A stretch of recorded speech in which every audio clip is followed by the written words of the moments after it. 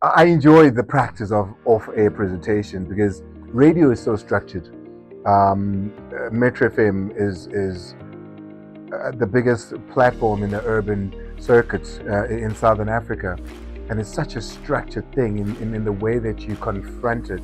So being a presenter off-air kind of gives you a lot more liberty, a lot more freedom to be able to expand on matters that might have arisen from the conversations that you might have had on air. In particular, with the conversations I have with Faith, we literally have a 5-minute window in which we converse on them. So when we go off air, it's unlimited the amount of time and the depths to which we can dive in on topics. And I think that's the big difference, between navigating the two, on air and off air. And there's an enjoyment of the discipline of the one and the freedom of the other. So innovation has always been at the heart of what the SABC is. South Africans know radio because of the SABC. They know television because of the SABC. And even on our other platforms like SABC.com, which becomes a news platform, SABC News. When the new revolution came in and the internet started taking place and in this ecosystem that is broadcast, I think it's only right that the biggest broadcaster leads the way there as well, right? So yeah, we accept this innovation and we take the challenge on. We can't be left behind because there's people who solely rely on radio. You go to places in South Africa and radio is where they get their information, their entertainment. There are people who solely rely on television. But also there's a new breed of people, young people, to whom this new innovation of the internet and of podcasting is a big thing. That's where they get their source of entertainment, their source of news.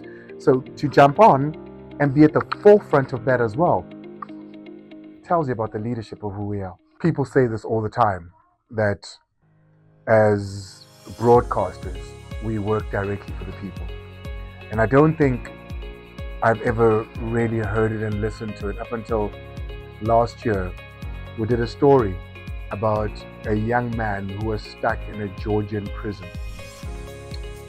And he was a soccer player who had been lured with promises of a contract to go play in Georgia, a country that doesn't speak English, a country to whom there are no direct relations with South Africa.